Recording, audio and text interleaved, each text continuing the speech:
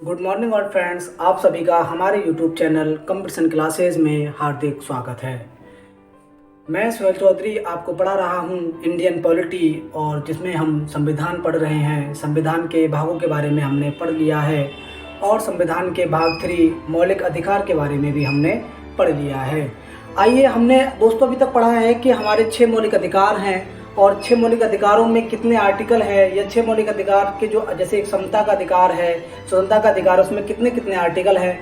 आइए आज हम उन आर्टिकलों को खोल कर पढ़ते हैं। कहने का मतलब ये है कि हमने पढ़ा कि समता और समानता का अधिकार है, जिसमें आर्टिकल बात हो रही है। समानता के अधिकार की अगर बात हो रही है, समानता का अधिकार, तो इसमें आर्टिकल 14 से 18 की बात हो रही है। अभी हमने ऐसे पढ़ा था, लेकिन अब हम जो पढ़ने वाले हैं, हम एक एक आर्टिकल को देखेंगे कि उसमें क्या बात लिखी हुई है। हम ये देखेंगे कि आर्टिकल 14 क्या कहता है, आर्टिकल 15 क्या कहता है, 16 क्या कह रहा है, 17, 18, ऐसे हम सारे आर्टिकलों को देखेंगे। और दोस्तों एक बात और मैंने आपको बताई होगी, आपको याद होगा कि हमारे संविधान का जो भाग 3 है और जो मौलिक अधिकारों की बात करता है, फंडामेंटल राइट्स की बात करता है, तो उसके आर्टिकल की बात अगर की जाए तो आपको पता होगा मौलिक अधिकारों की हम बात कर रहे हैं, जिसके आर्टिकल की अगर बात की जाए तो आर्टिकल 12 से 35 तक है। मौलिक अधिकारों की बात हो रही है दोस्तों, और आर्टिकल 12 से 35 तक की बात है। तो हम ये भी देखेंगे कि आर्टिकल 12 क्या कहता है, 13 क्या कहता है, 14, 15, 16, 17, 18 ये समानता के अधिकार में है ही है मौजूद। क्लियर है बात यहाँ तक? तो सभी लोग पेन और कॉपी साथ में लेके बैठेंगे और जो बात नोट करने की वो सारी नोट करते चलेंगे। ये आपके भविष्य में काम आने वाली बातें हैं। आइए देखते हैं। सबसे पहले हम बात करते हैं आर्टिकल 12 की, क्योंकि हम मौलिक अधिकार पढ़ रहे हैं और जो मौलिक अधिकार की स्टार्टिंग है वो आर्टिकल 12 से है। तो हम बात कर रहे हैं आपसे आर्टिकल 12 की, अनुच्छेद 12 की। अनुच्छेद 12 क्या कहता है? तो अनुच्छेद 12 में लिखा हुआ है राज्य की परिभाषा। राज्य की परिभाषा, सब मतलब समझ में नहीं आया। तो राज्य की परिभाषा का मतलब ये है दोस्तों कि राज्य के अंदर, देश के अंदर जितने भी राज्य हैं, जितने भी सूबे हैं, जितने भी स्टेट हैं, उन स्टेटों को ये अधिकार नहीं है कि वो देश से अलग हो जाएं। कहने का मतलब ये है कि हमारा जो देश है अखंड भारत है, तो ये कहा गया है कि जितने भी सूबे हैं देश के अंदर वो भारत में ही जुड़े रहेंगे। जैसे कि मैं आपसे कहूँ कि मान लो दिल्ली कहने लगे कि हमें जो है हमें अलग होना है, ये अलग नहीं होगा। मान लो केरल कहे हमें अलग होना है, ये अलग नहीं होगा। कहने का मतलब ये है कि कोई भी स्टेट बाद में ये ना कहे कि हम इस देश से खुश नहीं है या यहाँ की सरकार से खुश नहीं है, हम चाहते हैं कि हम अलग हो जाएं। ये हमारे पास दायित्व नहीं है, क्योंकि अगर ऐसा हम करेंगे तो राज्य टूट जाएंगे, तो देश टूट जाएगा। इसलिए आर्टिकल 12 में राज्य की परिभाषा के बारे में लिखा है कि कोई भी सूबा या कोई भी राज्य मुल्क से अलग नहीं हो सकता। दूसरी बात, वहीं अगर हम अमेरिका के संविधान की बात करें या अमेरिका की बात करें, यूएसए की बात करें, तो वहाँ के संविधान में ये लिखा हुआ है कि वहाँ के राज्य अगर चाहें तो अलग हो सकते हैं। लेकिन भैया अमेरिका मुल्क है कौन सा सूबा चाहेगा कि हम उससे अलग हों? उसमें मिलना ही चाहेंगे। तो लेकिन वहाँ के सूबों पर या वहाँ के जो राज्य हैं, स्टेट हैं, उनको ये जो है ये प्रावधान दिया गया है कि वो चाहे तो अलग हो सकते हैं। लेकिन वहीं अगर इंडिया की बात की जाए तो आर्टिकल 12 साफ तौर से मना करता है कि हम जो है किसी भी स्टेट को अलग होने की अनुमति नहीं देते हैं। क्लियर है बात? 13 क्या कह रहा है आपसे, 13 की बात कर लेते हैं। एक एक करके आर्टिकल को हम समझते चल रहे हैं और मुझे उम्मीद है कि आपके समझ में आ जाएगा। अगर समझ में नहीं आता है तो आप कमेंट बॉक्स में हमें बता सकते हैं। आर्टिकल 13 की बात करते हैं। आर्टिकल 13 कहता है कि कोई भी सरकार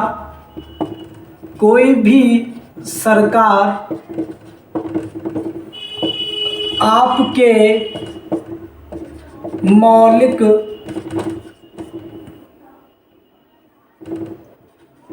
मौलिक अधिकारों को कम नहीं कर सकती।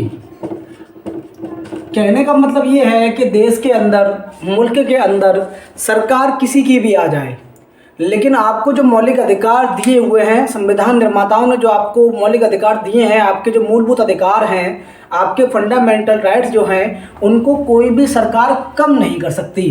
कहने का मतलब यह है कि अगर आपको जो अधिकार दिए हैं उनको किसी भी रीजन से छुपा नहीं सकती। अगर कम करने के रीजन पर कोई कानून भी अगर आ रहा है, मान लीजिए किसी सरकार ने, केंद्र सरकार ने या सूबे की सरकार ने कोई कानून बनाया, कोई बिल पास किया, तो उसमें कहीं आपके अधिकारों को दबाया जा रहा है, तो उस बिल को या तो निरस्त कर दिया जाएगा या रद्द कर दिया जाएगा, लेकिन वो लागू नहीं होगा। अगर आपके मौलिक अधिकार किसी कानून में दबाए जा रहे हैं तो आपको ये अधिकार है कि आप उसका विरोध करेंगे। और आर्टिकल 13 आपसे कह रहा है कि आपके अधिकारों को किसी भी सूरत में कम नहीं किया जा सकता।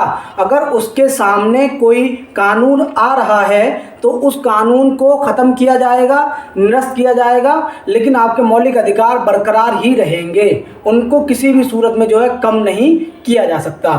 तो 12 और 13 की बात आप समझ गए हैं। अब हम बात कर लेते हैं समता या समानता के अधिकार की, जिसमें आर्टिकल 14 से लेके 18 तक की बात हो रही है। तो हम बात करेंगे आर्टिकल 14 की। दोस्तों आर्टिकल 14 ये कहता है कि आपसे कोई भी भेदभाव नहीं किया जाएगा। आर्टिकल 14 आपसे कहता है कि कोई भी भेदभाव नहीं किया जाएगा। इसका मतलब आपके समझ में आ गया होगा कि सभी के लिए समान कानून। सर इसका मतलब क्या है? इसका मतलब ये है कि आर्टिकल 14 आपको इस बात की इजाज़त देता है या आपको ये कहता है कि किसी भी आधार पर देश में किसी भी कानून में भेदभाव नहीं किया जाएगा। आप किसी भी जाति बिरादरी से आते हैं लेकिन आपके साथ भेदभाव नहीं किया जाएगा। आप चाहे हिंदू हो या मुस्लिम हो या सिख हो या ईसाई हो, किसी भी बिरादरी के आप क्यों ना हो, किसी भी धर्म के आप क्यों ना हो, आपके जो है समान कानून है। वही कानून अगर हिंदू के लिए बनाया जा रहा है तो वही कानून मुसलमान के लिए होगा। जैसे कि 2019 में CAA और आपको मैं कहूँ कि NRC लाया गया, तो इसमें एक ये प्रावधान किया गया, ये कानून बनाया गया कि बांग्लादेश, पाकिस्तान, अफ़गानिस्तान से अगर कोई मुस्लिम व्यक्ति इंडिया में आता है, इंडिया की नागरिकता लेना चाहता है, सिटीजनशिप लेना चाहता है, तो वह जो है 11 साल तक इंडिया में रहेगा, तब हम उसे जो है यहाँ की नागरिकता देंगे। ठीक है बात। लेकिन वहीं अगर कोई गैर मुस्लिम जैसे हिंदू और मैं आपसे कहूँ ईसाई, मैं आपसे कहूँ जैन, बौद्ध, पारसी, ईसाई नहीं, ईसाई को हटाओ, ईसाई और मुस्लिमों को 11 साल में दिया जाएगा, लेकिन और जितनी बरादरियाँ हैं जैन, बौद्ध, पारसी, सिख, इन लोगों को जो है नागरिकता 6 साल में दे दी जाएगी।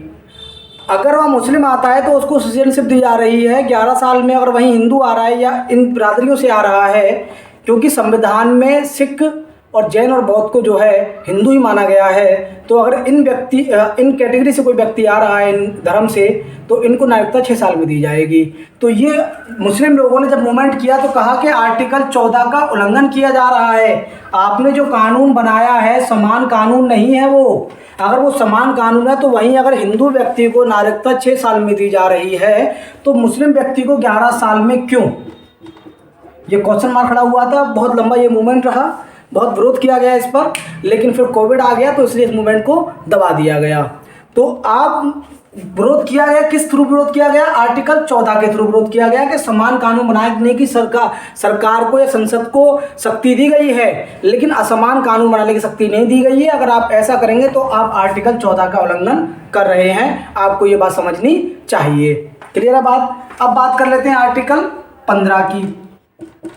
आर्टिकल 15 वही कह रहा है आपसे कि धर्म, जाति, नस्ल, रंग, लिंग और जन्म, पैदाइश, इस आधार पर भेदभाव नहीं किया जाएगा। भेदभाव नहीं किया जाएगा। कैसे? कि आप किसी भी धर्म के हैं, आपसे भेदभाव नहीं किया जाएगा। आर्टिकल 15 आपको ये कह रहा है कि किसी भी आधार पर आपसे जो है भेदभाव नहीं किया जाएगा। धर्म, जाति, नस्ल, रंग, लिंग और जन्म के आधार पर कोई भेदभाव नहीं किया जाएगा। आप मान लीजिए किसी भी जाति के, जैसे ऊंची जाति नीची जाति बहुत चलती थी पहले तो बहुत, अभी काफ़ी हद तक कम है लेकिन अभी भी देखने को मिलती है। जैसे मान लो मैं दो बिरादरों की बात करूँगा आपसे, जैसे एक है जाटव और एक है जाट। जाट ऊंची जाति हो गई, जाटव नीची जाति हो गई, तो कुछ भेदभाव देखने को मिलता है। देश के अंदर अब काफ़ी हद तक कम है, लेकिन ऐसा नहीं कह सकते हम कि ये बिल्कुल ख़त्म हो चुका है ना। बहुत सारी मीडिया पे जो है न्यूज़ आती रहती हैं, तो भेदभाव अभी भी है। तो वो कह रहे हैं कि ना तो धर्म के आधार पर भेदभाव किया जाएगा, आप हिंदू हो, मुसलमान हो, सिख हो, ईसाई हो, पारसी हो, जैन हो, बौद्ध हो, कोई भी होगा सॉरी, भेदभाव नहीं किया जाएगा, एक बात। दूसरी बात, जाति के आधार पर भी नहीं किया जाएगा। तीसरी बात, नस्ल के आधार पर भी नहीं किया जाएगा। आपकी नस्ल क्या थी, आप किस नस्ल में है, कोई भेदभाव नहीं किया जाएगा। चौथी बात मैं कह रहा, रंग के आधार पर मैं कहूँ कि सर मैं तो गोरा हूँ तो मुझे ज़्यादा अधिकार दिया जाए, ये काला है इसको नहीं दिया जाए। जो सरकारी वैकेंसियाँ निकलती है, नौकरी निकलती है, तो उस पर भेदभाव थोड़ी ना होता है कि नहीं गोरे गोरे लोगों को हम सेलेक्ट करेंगे, कालों को नहीं करेंगे। जो कैपेबिलिटी है, इसके अंदर काबिलियत है, वो सिलेक्ट होगा, बस बात खत्म। इतनी सी बात है। तो आप रंग के आधार पर भी भेदभाव नहीं कर सकते और लिंग, लड़की लड़का के आधार पर भी आप भेदभाव नहीं कर सकते। या मतलब कहने का मतलब ये है कि आप किसी भी आधार पर इंडिया के अंदर किसी व्यक्ति से भेदभाव नहीं कर सकते। जन्म के आधार पर भी आप भेदभाव नहीं कर सकते। अगर किसी व्यक्ति का जन्म मान लो आगरा में हुआ है और वह व्यक्ति जयपुर रह रहा है या दिल्ली रह रहा है, तो आप उससे भेदभाव नहीं करेंगे कि तुम्हारा तो जन्म यहाँ हुआ ही नहीं है, तुम्हारा जन्म तो आगरा में हुआ है, बस उसका जन्म इंडिया में हुआ है, इतना ही काफ़ी है। तो ये आर्टिकल 15 कहता है, इट्स वेरी इंपॉर्टेंट आर्टिकल है। ये 14 की जो हम बात कर रहे हैं बड़ा इंपॉर्टेंट आर्टिकल है, आप समझना। मैंने आपको एग्जांपल भी एक दिया है। आर्टिकल 15 की बात कर रहे हैं, तो धर्म, जाति, नस्ल, रंग, लिंग और जन्म के आधार पर भेदभाव नहीं कर सकते हम। सरकार जो करती हैं भेदभाव, वो गलत करती हैं। हम चाहें तो उनके खिलाफ जा सकते हैं। और किसी पर भेदभाव किया जा रहा है तो वो सुप्रीम कोर्ट का दरवाजा खटखटा सकता है, उसके पास ये ऑप्शन है। क्लियर है बात, यहाँ तक समझ में आई आपको। अब हम बात कर लेते हैं आर्टिकल 16 की। आर्टिकल 16 कह रहा है आपसे सरकारी भर्ती में समानता या लोक नियोजन अफसर की समानता। आर्टिकल 16 वही कह रहा है, लोक नियोजन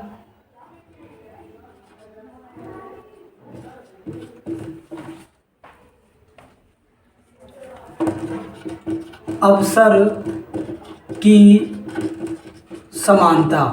वो आपसे कह रहा है कि लोक नियोजन अफसर की समानता का कहने का मतलब ये है कि जितनी भी सरकारी भर्तियां होती हैं, जो भी सरकारी वैकेंसी निकाली जाती हैं, तो उसमें सबको समानता देखा जाता है।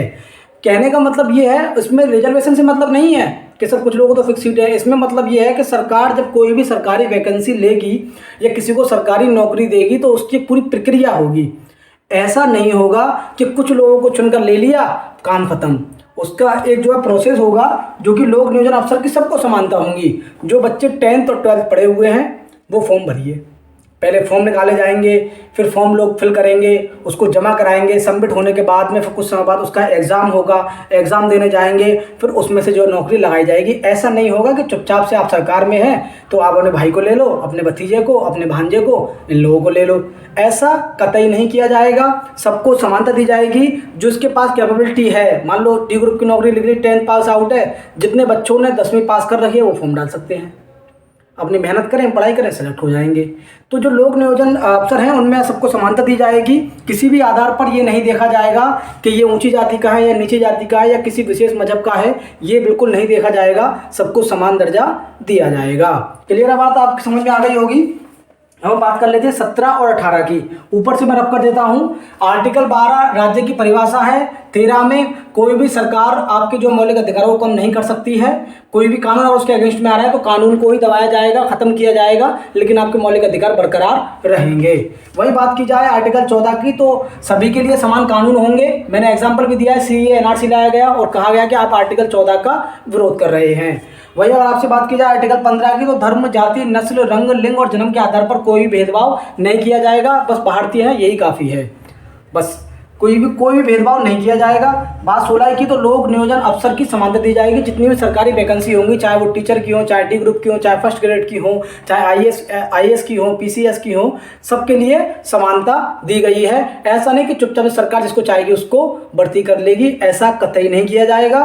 आपको जो है पहले एक उसके फॉर्म दिया जाएगा, आप उसको फिल कीजिए, फिर आप उसकी तैयारी कीजिए, आप एग्ज़ाम देने जाइए और फिर आपको बाकायदा सारी चीज़ पब्लिकली की जाएंगी, कितने लोगों को हमने सिलेक्ट किया है, इसमें से कौन से कितनी बरादरी के हैं, किस जाति के हैं, किसने एग्ज़ाम पास किया है, क्या किया है, सारी इन्फॉर्मेशन पब्लिक के पास है। अब बात कर लेते हैं हम आर्टिकल 17 और 18 की। क्लियर है बात? यहाँ तक मुझे उम्मीद है आपके समझ में आ गया होगा और इतना डिफिकल्ट नहीं है और ये है बहुत ज़रूरी। ये प्रत्येक इंडियन को जानना बेहद ज़रूरी है, ऐसा मेरा मानना है। जो लोग तैयारी कर रहे हैं वो भी इस बात को समझें और जो तैयारी नहीं कर रहे हैं उनको भी ये चीज़ें पता होनी चाहिए कि हमारा संविधान हमें क्या क्या अधिकार देता है। आर्टिकल 17 की बात कर रहा हूँ मैं आपसे। अनुच्छेद 17 की बात की जा रही है। ये कह रहा है छूत का अंत, छुआछूत का अंत। कहने का मतलब ये है कि जब हमारा देश आज़ाद हुआ था 1947 में, उससे पहले की अगर बात की जाए तो छुआछूत बहुत थी। अगर ये माना जाए कि ऊंची जाति के लोग नीची जाति के लोगों पे अत्याचार करते थे तो ये बात सही है। हमारा देश आज़ाद होने से पहले अगर नहीं करते होंगे तो इस बात को संविधान में क्यों जोड़ा गया? आप कॉमन सेंस ये लगाइए कि जब साफ साफ हमने अपने आर्टिकल में लिखा है, मौलिक अधिकारों में लिखा है कि छुआछूत का अंत, छुआछूत खत्म होनी चाहिए। कहने का मतलब यह है कि ऊंची जाति और नीची जाति में जो भेदभाव देखने को मिलता है, जैसे मान लो अगर किसी को छीन लिया, अगर पंडित को किसी नीची जाति के व्यक्ति ने छीन लिया, दलित समुदाय के व्यक्ति ने छीन लिया, तो वो कहता है कि मैं नहा कर आऊँगा, मैं तो अपवित्र हो गया। बात समझ में आ रही है? वहीं नीची जाति के लोगों को, दलित समुदाय के लोगों को जब चाय पिला रहे हैं हम लोग तो उनके लिए कप अलग से रखते हैं या डिस्पोजल कप लेकर आते हैं। हर जगह उनको पानी लेने की अनुमति नहीं होती थी। 1947 से पहले की जब हम बात करेंगे तो कुआओं पे, तालाबों में पानी नहीं ले सकते थे वो लोग। तो इतना छुआछूत जो था लोगों के अंदर बढ़ा हुआ था कि एक नीची जाति समझा जाना, उनको दबाना, मारना, पीटना। तो साफ साफ लिखा हुआ है हमारे आर्टिकल 17 में कि छुआछूत का अंत। अगर कोई व्यक्ति आपसे छुआछूत करता है, आपसे टच नहीं होना चाहता है या आपके संग खाना खाने का विरोध करता है, किसी भी ऐसा विरोध करता है जिसमें वो आपको दर्शाना चाहता है कि आप नीची जाति के हैं, तो आप उसके अगेंस्ट में केस कर सकते हैं। ये आपका मौलिक अधिकार है। आर्टिकल 17 आपको इस बात की इजाज़त देता है। क्लियर है बात? कि आपसे किसी भी आधार पर भेदभाव नहीं किया जाएगा। अगर आपसे भेदभाव किया जा रहा है तो आप उसके अगेंस्ट में अपनी बात को रख सकते हैं। आर्टिकल 17 छुआछूत का अंत। अब हम एक और आर्टिकल पढ़ लेते हैं, आर्टिकल 18। इसमें हमारे जो है पहला जो हमारा मौलिक अधिकार है समानता का अधिकार, उसको हम पढ़ लेंगे। तो इसमें लिख रहा है उपाधियों का अंत, उपाधियों का अंत। सर इसका मतलब क्या है? इसका मतलब ये है कि जो उपाधियाँ होती हैं कि मैं महाराजा हूँ, मैं राजा हूँ, मैं फलाना हूँ, मैं ये हूँ, उन सारी उपाधियों को हम नहीं मानते, हमारा देश नहीं मानता। जैसे मैं आपसे बात करूँ भरतपुर की, तो भरतपुर में एक राजा है विश्वेंद्र सिंह, तो उनको महाराजा विश्वेंद्र सिंह कहा जाता है, लेकिन महाराजा कोई उपाधि नहीं है। तमाम जगह चुनाव हो रहे हैं, चुनाव का माहौल है, तो कहते हैं रामपुर से नवाब लड़ रहे हैं, नवाब के घर में से ये है। ये सारी उपाधियाँ कोई वैलिड उपाधि नहीं है, ये खुद मन से बनाई उपाधि हैं। संविधान का आर्टिकल 18 कहता है कि हम उपाधियों का अंत करते हैं। कोई कहेगा मैं नवाब हूँ, मैं राजा हूँ, मैं सम्राट हूँ, हम सारी उपाधियों का अंत करते हैं। अगर उपाधि रहेंगी तो दो प्रकार की उपाधि रहेंगी। एक उपाधि वो रहेगी जो बच्चा पढ़ लिख कर डिग्री हासिल करता है, जैसे फर्स्ट में आएगा इंजीनियर, बात समझ में आ रही है, डॉक्टर, ऐसी उपाधि दी जाएंगी। जैसे किसी ने पीएचडी कर रखी है तो वो नाम के आगे डॉक्टर लगा सकता है, बात समझ में आ रही है। दूसरी उपाधि वो दी जाएंगी जो आर्मी में दी जाती है, कैप्टन, समझ में आ रहा है। या उससे ऊपर जो उपाधियाँ दी जाती हैं, या तो सेना में जो उपाधि दी जाएंगी वो उपाधि रहेंगी, और या फिर उपाधि वो रहेंगी जो एजुकेशन प्राप्त करके उसको मिलती है। कर्नल होता है, कैप्टन होता है, बात समझ में आ रही है। ये उपाधि आपकी बनी रहेंगी। तो ऐसी उपाधि मान्य होंगी जिनको सरकार खुद देगी, या तो एजुकेशन के आधार पर या काबिलियत के आधार पर, तो वो उपाधि वैलिड रहेंगी। बाकी जो उपाधि पुरानी राजाओं की चलती आ रही थी कि इसको वजीर बना दिया, इसको वो बना दिया, किसी को कुछ बना दिया, उन सारी उपाधियों को हम खत्म करते हैं, उपाधियों का अंत करते हैं। अब उपाधि वही वैलिड होंगी जो सरकार द्वारा दी जाएंगी। मुझे उम्मीद है कि समानता का अधिकार जो हमारा एक मौलिक अधिकार है, समानता का अधिकार, उसको हमने पढ़ लिया है, और मुझे उम्मीद है आपकी समझ में आ गया होगा। इसमें आर्टिकल 14 से लेके 18 तक की बात हो रही है। हमें उम्मीद है कि आपकी समझ में ये आ गया होगा, और उससे पहले हमने 12 और 13 आर्टिकल भी देख लिए हैं। क्लियर है बात? तो अगली वीडियो में बात करेंगे हम सेकंड जो है स्वतंत्रता के अधिकार की, स्वतंत्रता के अधिकार हमें कैसे दिए गए हैं या क्या क्या बात कही गई हैं, उनको अगली वीडियो में देखेंगे। अभी के लिए सबको मेरा ढेर सारा प्यार है, और अगर हमारी वीडियो आपकी समझ में आ रही है तो हमारे चैनल को लाइक करें, सब्सक्राइब करें, और कमेंट बॉक्स में जो आप कमेंट करना चाहें, अपना जवाब, अपनी राय देना चाहें, वो राय आप हमको दे सकते हैं। सेफ रहें, सिक्योर रहें।